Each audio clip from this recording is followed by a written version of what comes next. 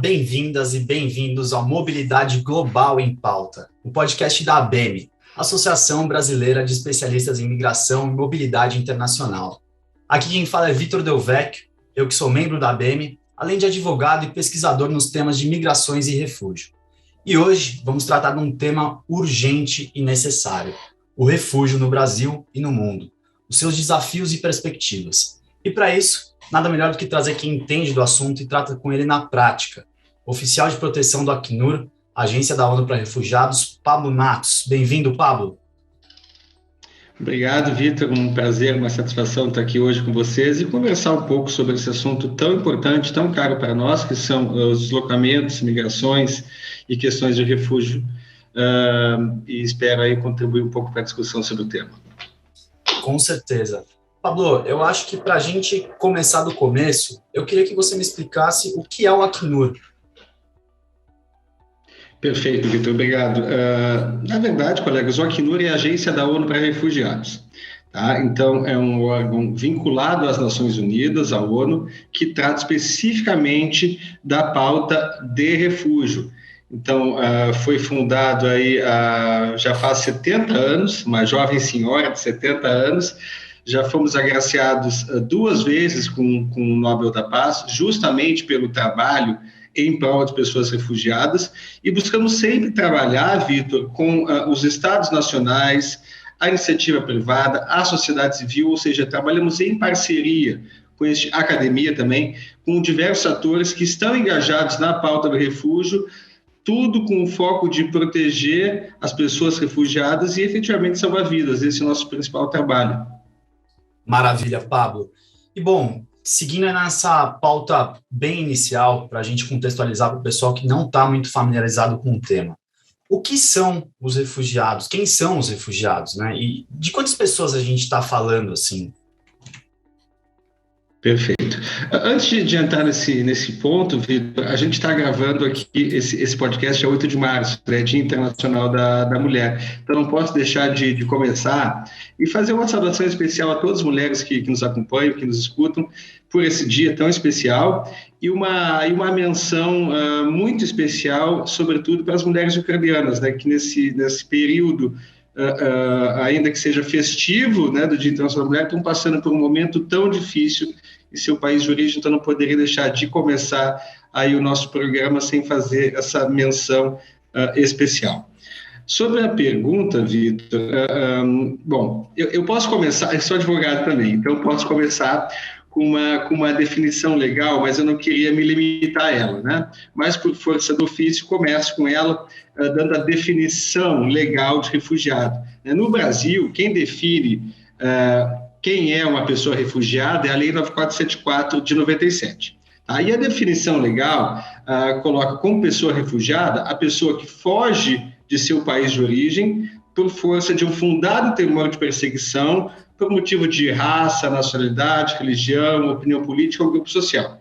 Essa é a definição clássica, tá? Que segue a linha da Convenção de Genebra de 51 e do Protocolo de 67. A lei brasileira ainda consagrou a definição estendida de refugiado, que é inspirada pela Declaração de Cartagena e define também como refugiado, então, além da definição clássica, a definição estendida, ou seja, considera refugiado também a pessoa que sai do seu país de origem em razão de uma situação de grave e generalizada violação de direitos humanos. Então, em termos legais, seria isso. Mas eu queria sair um pouco aqui do juridiquês, né, e dizer o seguinte, que o refúgio é uma situação temporária. Claro que, às vezes, é mais longa do que nós gostaríamos, né? E eu costumo dizer que ninguém é refugiado, as pessoas estão refugiadas. O refúgio não deve nos definir, né, não deve definir o que uma pessoa é.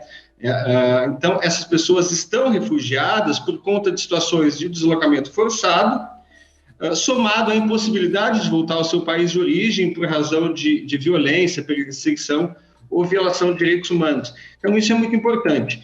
Caso permaneça em seu país de origem, a pessoa refugiada está colocando sua vida, sua liberdade, sua integridade física em risco direto. E por isso se deslocam. Então, não visam uma simples melhoria da condição de vida, né? Mas deslocam certamente para preservar direitos fundamentais e às vezes a própria vida, Vitor, isso é importante. Então, são pessoas comuns, só que passando por situações extraordinárias e difíceis. Então, são professoras, são médicas, são agricultores, são profissionais das mais variadas capacidades, são crianças, são indígenas, são idosos.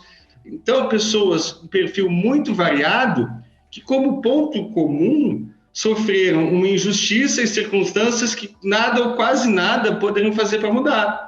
Isso não quer dizer que os refugiados, pessoas refugiadas são coitadinhos, são pessoas com muito potencial, muita resiliência e que podem, sim, Vitor, contribuir muito com os países de acolhida. A gente pode lembrar aqui que o próprio Einstein foi uma pessoa em situação de refúgio, né? Então, o que as pessoas possuem em comum?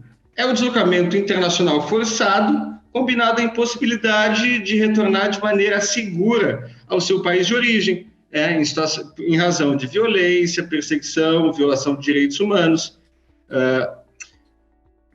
Voltando um pouco para os juridiquês, desculpa me estender um pouco, mas eu acho importante dar esse panorama geral para as pessoas que estão nos acompanhando nos entendam também, né? O direito de solicitar a condição de refugiado ou asilo, ele está amplamente assentado no ordenamento jurídico internacional e nacional também, no caso do Brasil. Tá? Então, a gente tem a Convenção de Genebra de 51 e seu protocolo de 67, a Convenção Americana de Direitos Humanos também coloca o direito a solicitar o asilo, que eu vou usar aqui como sinônimo do refúgio, tá? E também a Lei 9474 de 97, que é a lei brasileira que é o Estatuto do Refugiado, vamos dizer assim. Então, de maneira um pouco geral, Vitor, esses seriam aí as principais características de uma pessoa refugiada. Maravilha, Pablo. Bom, eu queria aproveitar que você teve essa sensibilidade de lembrar aqui que hoje é 8 de março e reiterar que a ABEM é uma associação não só presidida, mas nossos principais cargos diretivos são ocupados por mulheres. Isso, com certeza, reflete na força que a instituição tem, né? Hoje a gente só é grande e proeminente da forma como nós temos crescido porque a gente tem grandes mulheres nos nossos cargos de liderança. E aproveitando esse gancho, Pablo, você trouxe aqui um termo que eu acho que cabe a gente aprofundar um pouco, que é a questão do grupo social. Muitas vezes, acho que não está claro para quem nos ouve, o que pode ser considerado um grupo social. E justamente pegando esse gancho com as mulheres, e até esse recente êxodo que houve do Afeganistão e toda essa situação da retomada de poder do Talibã, você pode comentar um pouco quem são as pessoas que se encaixam em um potencial grupo social de proteção? Claro. O grupo social é um grupo de pessoas que, além da situação de perseguição, carrega entre si uma característica que o torna um grupo comum, vamos dizer assim, né? A questão do gênero, por exemplo, que tu colocas muito bem. A gente pode citar aqui a comunidade LGBTI+, que também tem situações de concessão de refúgio no Brasil, e o fundamento é justamente esse que colocas do grupo social, né? Então, pode se destinar a proteger os mais diversos grupos, a depender do contexto. É importante apenas ter em mente que, além da característica de estarem sendo perseguidos, essas pessoas trazem uma outra característica comum entre todos, que acaba definindo o grupo. Maravilha, Pablo. E acho que é interessante a gente lembrar que hoje existem mais de 80 países no mundo, lembrando que a gente tem em torno de 194 nações mais ou menos reconhecidas, que tem algum tipo de prática oficial, institucional, contra populações LGBTQIA+. Então, muito bacana que você trouxe esse recorte assim. E, Pablo, acho que para a gente também ter uma dimensão de quantas pessoas a gente fala hoje em refúgio no mundo, em deslocamento no mundo, você pode destrinchar um pouco esses números para a gente? Claro, vamos lá, Vitor. Sempre quando eu falo de números, eu gosto de colocar que a gente precisa ver números com muita parcimônia, entender que por detrás daquelas cifras existem vidas, né? Então, é importante a questão quantitativa para trazer um panorama, mas sempre lembrando que atrás de cada cifra traz uma vida, uma família, e a gente não pode perder isso como nosso norte, né? Antes de falar dos números, eu só queria colocar um ponto, Vitor, que são que talvez não tenha ficado um pouco secundário, que são os direitos de pessoas refugiadas, que eu acho que é importante. Eu mencionei ali rapidamente a questão legislativa, da Lei 9.474, da Convenção. A pessoa refugiada traz sempre 2 pontos muito centrais que esse normativo consagra, que é a não devolução, né, ou acesso ao território seguro, e acesso ao pedido de refúgio, que são aí o não-refoulement, o famoso não-refoulement, que a pessoa tenha acesso ao território e não seja devolvida ao país onde sofre perseguição, ou seja rejeitado, ou seja não admitido na fronteira. Então, esse é o princípio do não-refoulement, que é muito importante, todo o arcabouço jurídico para a pessoa refugiada. E também, uma vez em território nacional, que a pessoa tenha acesso ao pedido de refúgio. Com relação aos números, eu vou trazer aqui alguns elementos do relatório do Acnur de tendências globais, né? E esse relatório está online, está disponível para quem quiser aprofundar um pouco do que eu vou falar aqui. Esse relatório traz que são mais de 82 milhões de pessoas forçadas a se deslocar, né? É um número muito grande. Quando eu digo pessoas forçadas a deslocar, 82 milhões de pessoas, eu estou incluindo aí os deslocados internos, o solicitante de refúgio e o refugiado reconhecido. Tá? Então, talvez eu possa fazer aqui um breve esclarecimento conceitual de que a gente está falando. Tá? O que é o refugiado? O refugiado, a gente já conversou um pouco aqui do conceito mais amplo, então é a pessoa que sai do seu país de origem por uma situação de violação de direitos humanos, de perseguição, ela chega em outro país, ela pede para ser reconhecido como refugiado e esse Estado que acolhe a pessoa efetivamente a reconhece. Então, faz a análise do pedido, no final do pedido, conclui que aquela pessoa realmente cumpre os requisitos para ser considerado refugiado. O solicitante de refúgio, e é um grande número de pessoas que está, assim, nesta condição, dentro desses 82 milhões que eu falei, o solicitante de refúgio é a pessoa que saiu do seu país de origem, chegou em outro país, pediu para ser reconhecido, porém, esse país que acolhe ainda não definiu, ainda não decidiu sobre o seu pedido. Tá? Então, está aguardando um pedido de refúgio. Esse é o solicitante. E temos, por fim, desse grande número que eu trouxe, os deslocados internos, que algumas pessoas colocam que fossem os refugiados internos, na verdade não é bem assim, mas traz uma ideia para a gente do que a gente está falando. Vamos imaginar aqui, para falar de deslocados internos, vamos pegar um exemplo concreto do Brasil, por exemplo. Né? Eu sou gaúcho, nasci no Rio Grande do Sul, mas hoje vivo em Brasília. Né? Eu sou um migrante. Né? Hoje estou vivendo em Brasília, mas sou oriundo do Rio Grande do Sul. Vamos imaginar um cenário hipotético onde o Brasil entrasse em conflito armado com algum vizinho e houvesse uma invasão vindo do sul do Brasil, né? Do Rio Grande do Sul. Eu saio do Rio Grande do Sul e venho a Brasília. Percebam que eu não cheguei a um outro estado, eu não cheguei a um estado nacional, né? Não estou em outro país, eu permaneço dentro do Brasil, porém fora do meu local de residência habitual, e eu fui obrigado a sair do Rio Grande do Sul, nesse exemplo hipotético que colocamos, por força de uma invasão, de uma agressão externa. Né? Nessa situação hipotética, eu seria considerado um deslocado interno. Tá? Então, só para dar uma visão mais concreta do que são essas categorias, até porque dentro desses mais de 80 milhões que eu coloquei, quase 50 são deslocados internos, ou seja, a pessoa não conseguiu chegar a uma fronteira internacional e permanece ainda dentro do seu país de origem.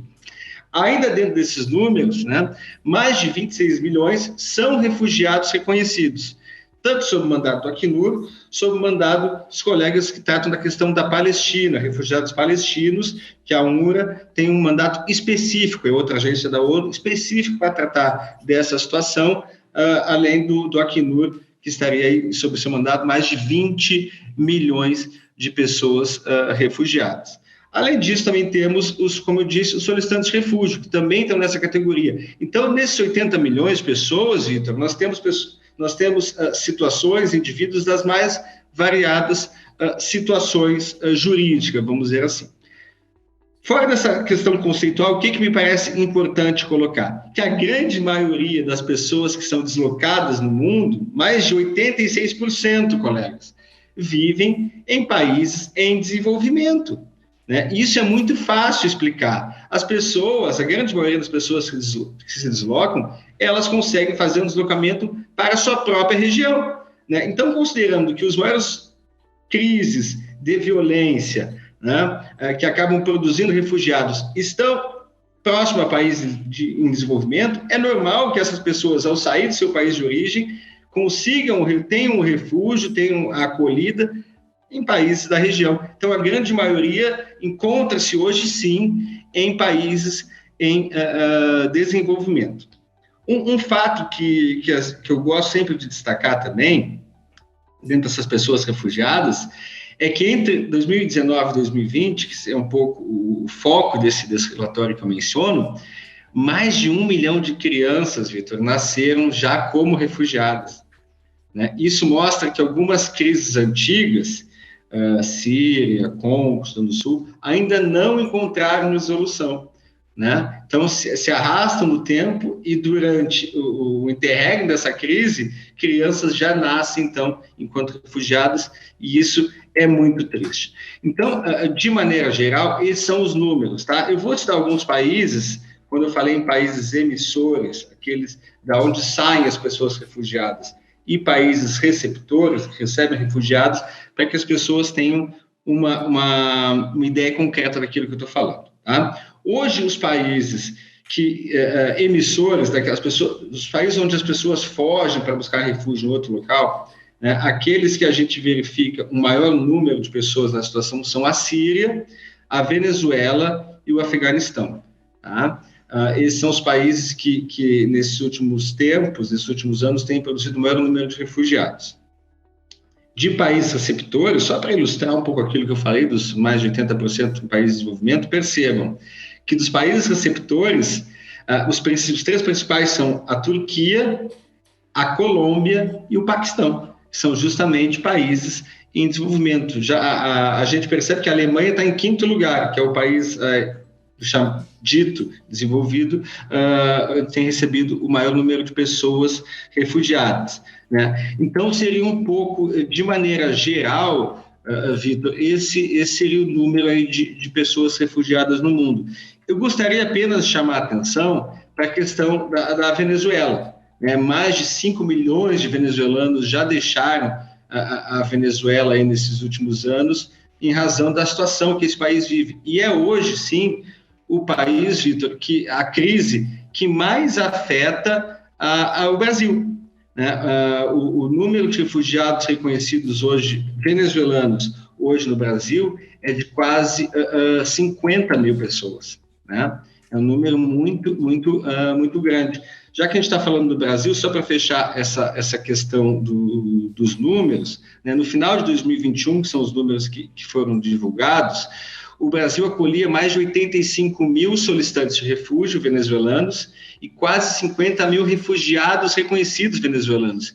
É, de longe, o país, a crise que tem maior impacto no território brasileiro, tanto que se estabeleceu uma operação emergencial em Roraima e Amazonas, justamente para lidar com essa situação, tá? Hoje, saindo um pouco da situação da Venezuela, mas ainda no Brasil, são mais de 60 mil refugiados reconhecidos no Brasil, mais de 100 nacionalidades, como eu disse, a grande maioria venezuelanos, tá? Mas depois venezuelanos, em termos de refugiados reconhecidos no Brasil, nós temos a Síria, mais ou menos 2 mil pessoas, e a República Democrática do Congo, o terceiro. Isso em termos de refugiados reconhecidos, tá?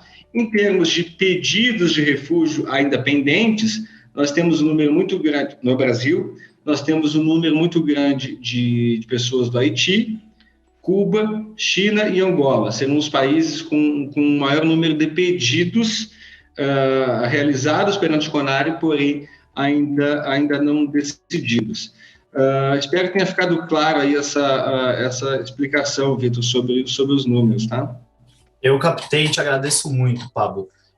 Um ponto que eu queria te trazer aqui, você acredita que o Afeganistão, ele caminha para se tornar uma das principais crises de refugiados do mundo, não que já não seja, mas talvez até desbancando no futuro próximo a Venezuela e a própria Síria, de repente?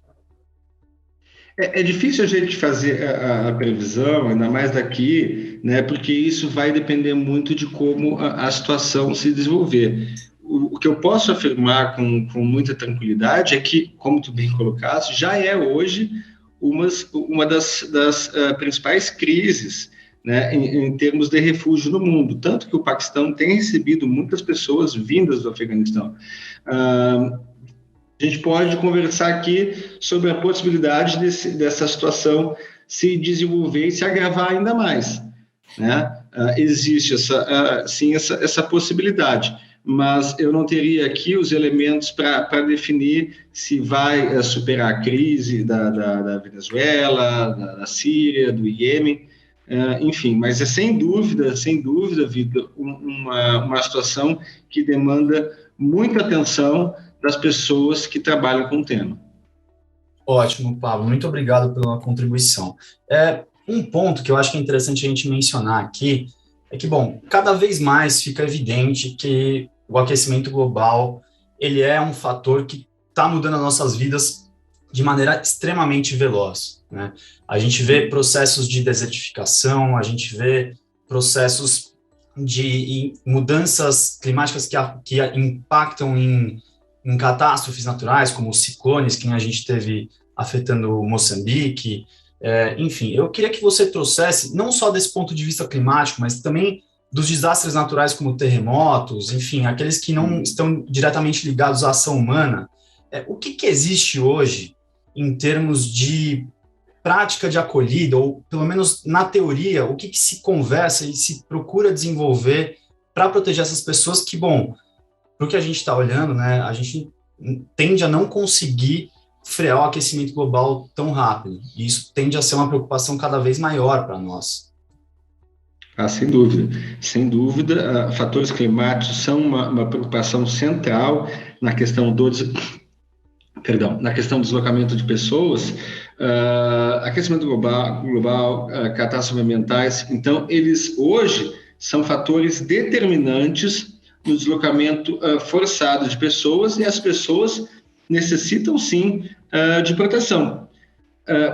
Se a gente for legalista, né, e analisar a Convenção de 51 e o Protocolo de 67, a Convenção não expressa fatores ambientais como causa na concessão do refúgio, né? Porém, é um ponto que o nosso alto comissário tem trazido constantemente à discussão, encorajado os países a discutir esse assunto, na medida que, como eu disse, esses fatores climáticos são centrais em que a pessoa tem que se deslocar de maneira forçada, né? Então, essas pessoas estão, sim, em situação de vulnerabilidade e demandam proteção de estados nacionais. Ainda que não seja formalmente reconhecido como refugiado ambiental, é importante mencionar algumas boas práticas que tu me questionas, né?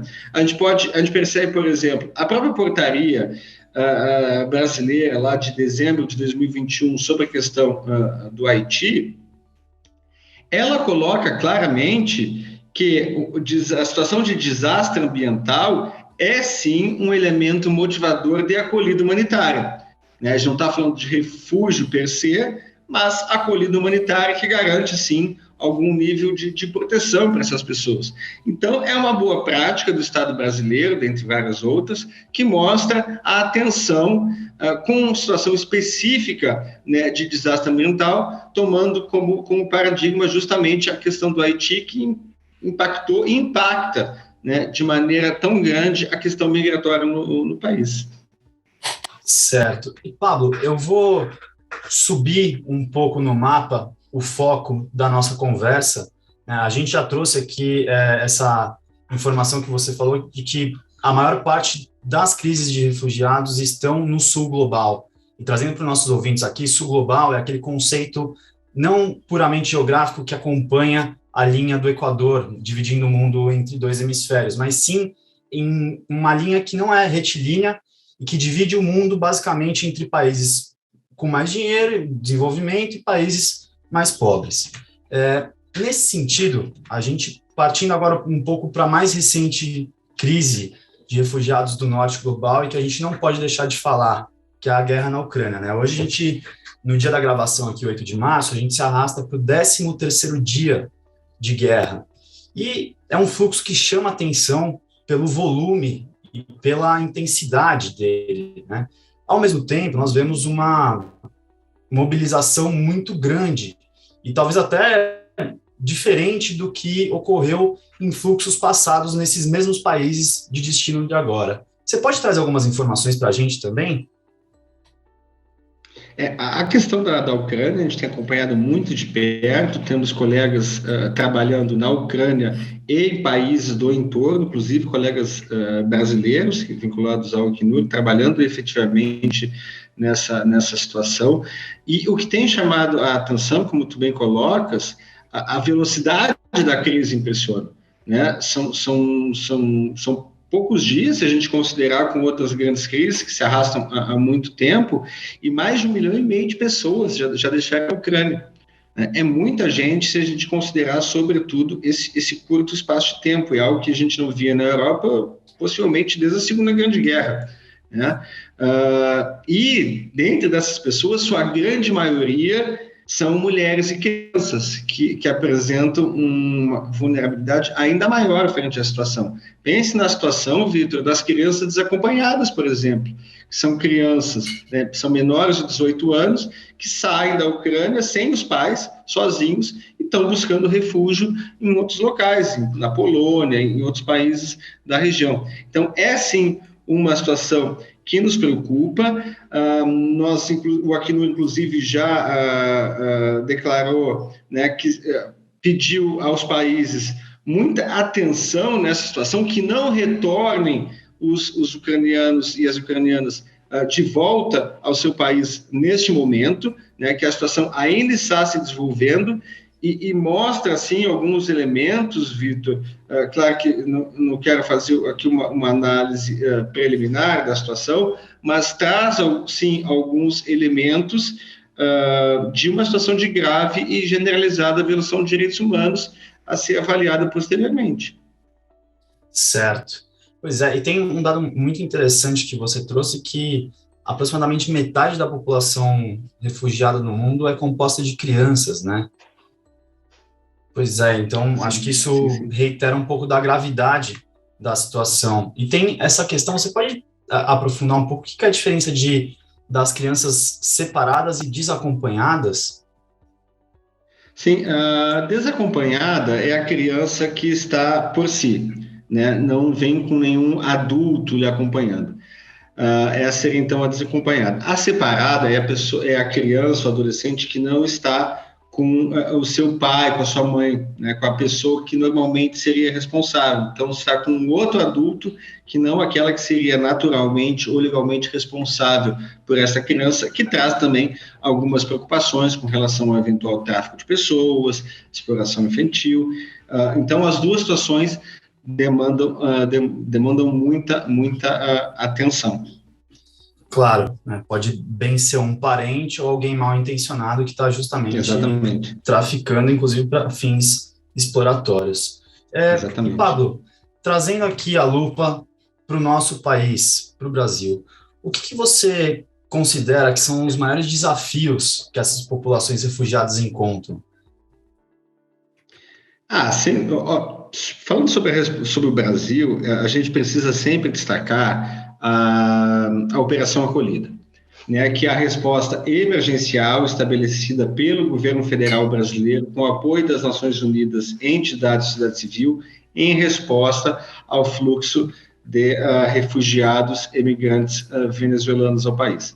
Né? Então, o Brasil tem sido, sim, um modelo para toda a região em termos de resposta emergencial a um fluxo de refugiados. Claro que na situação Venezuela tem sim o elemento de refúgio, mas também traz o elemento de migração, então às vezes se confunde.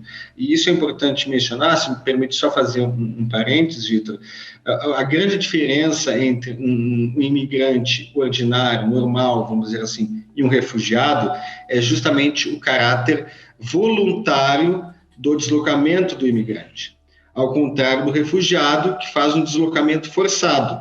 Essa seria a grande diferença. Um imigrante, ele se desloca simplesmente em busca de melhores condições, um melhor trabalho, uma melhor situação de vida. O refugiado, caso não se desloque, e por isso colocamos isso que é um deslocamento forçado, como eu mencionei no início, o refugiado, caso não se desloque, ele está colocando sua vida, sua integridade física, sua liberdade em risco.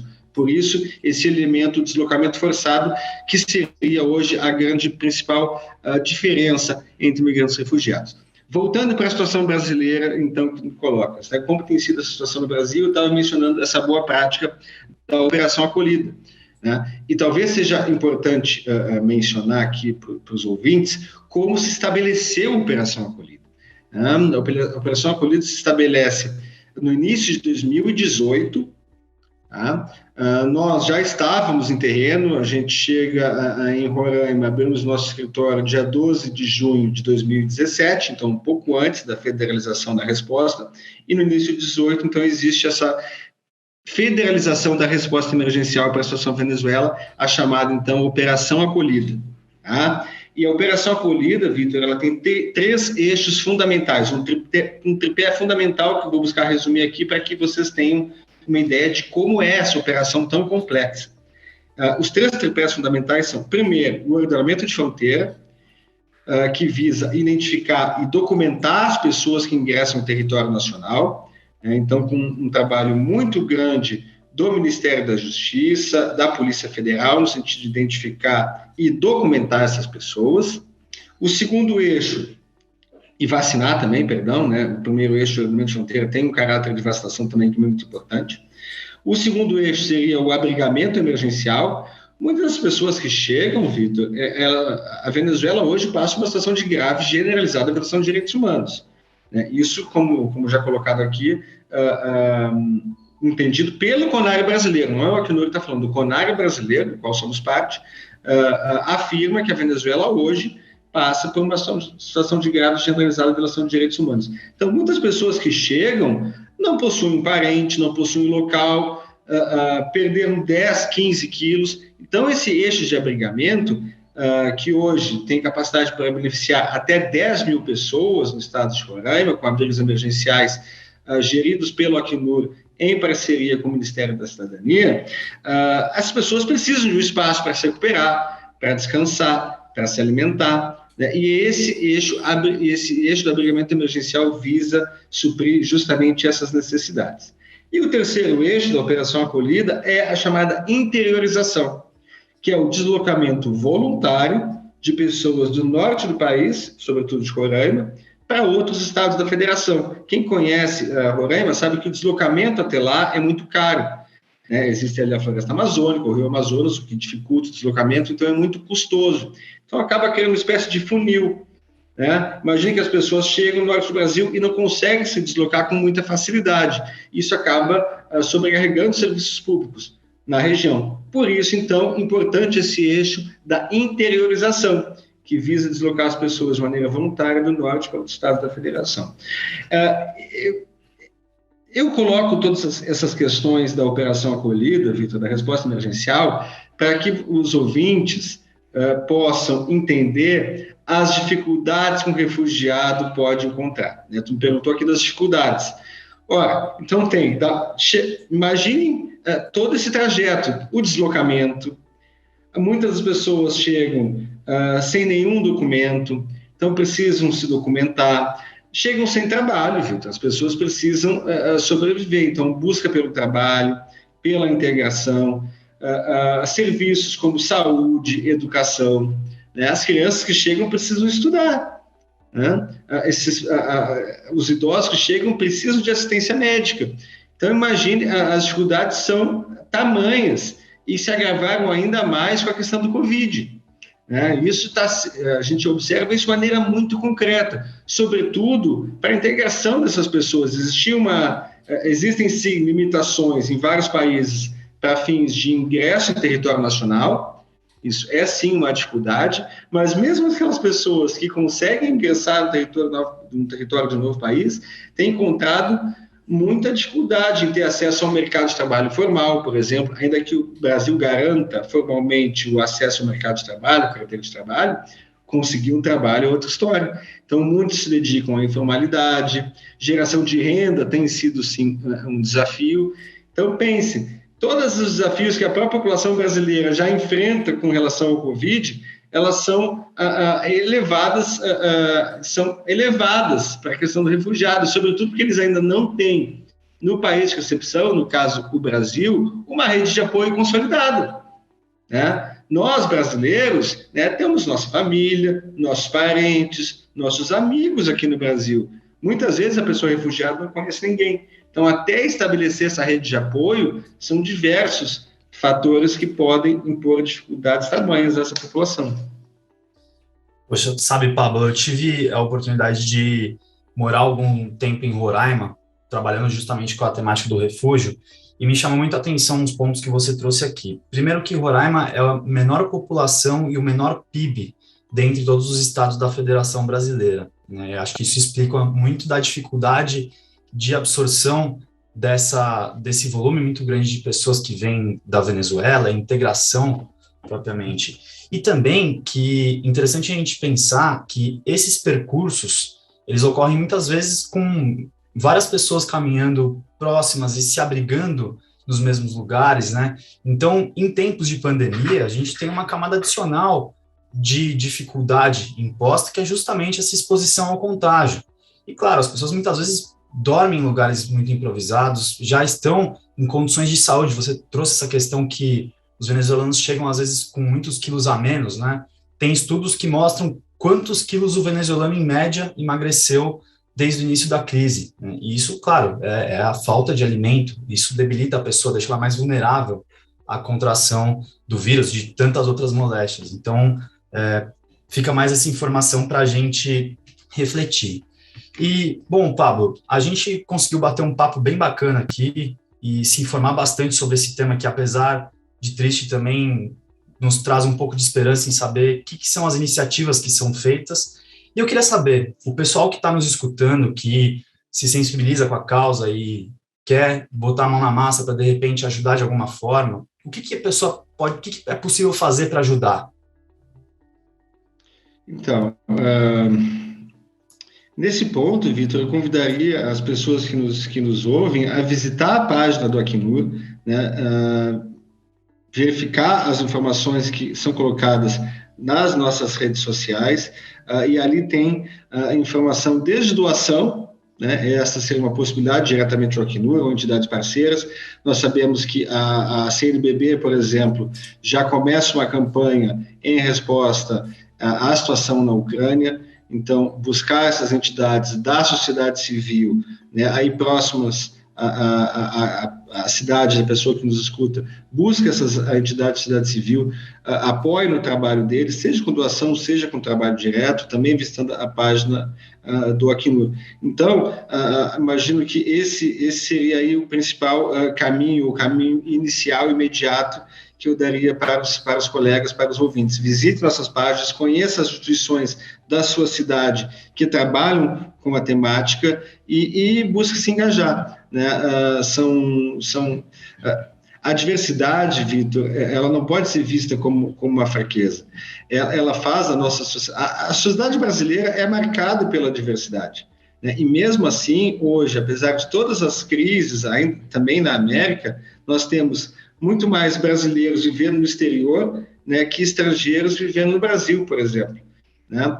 Isso mostra, ao mesmo tempo que o Brasil é um país aberto para essas pessoas, né, mostra que aqui elas têm sim espaço para se integrar, para fazer parte da sociedade brasileira e também contribuir, né? Então, essa diversidade ela tem que ser vista assim como uma força social, né, algo que pode contribuir e muito para os países de acolhida. Interessante, Pablo. Eu lembrei aqui de um dado que existe uma pesquisa feita nos Estados Unidos que mostrou que mais da metade das 50 maiores empresas do país foram fundadas ou por migrantes ou por descendentes de primeira geração, o que pode também nos mostrar como essas pessoas agregam em termos de novas práticas, novas culturas. Enfim, eu gosto sempre de pensar que os momentos em que a humanidade se fechou, se enclausurou, como por exemplo o feudalismo, foram os momentos de menos florescimento cultural e intelectual. Então, justamente nós nos mostrarmos abertos dessa forma pode ser uma excelente forma de evoluirmos enquanto espécie. E, bom... Sem dúvida. Eu tive a oportunidade, Vitor, de morar em vários países por conta do trabalho, por conta do estudo, e tenho muita clareza para mim que caráter e valores não é definido por nacionalidade. Né? A nacionalidade não define caráter, não define valores, e que a diversidade é sim uma força e não pode ser vista como uma ameaça.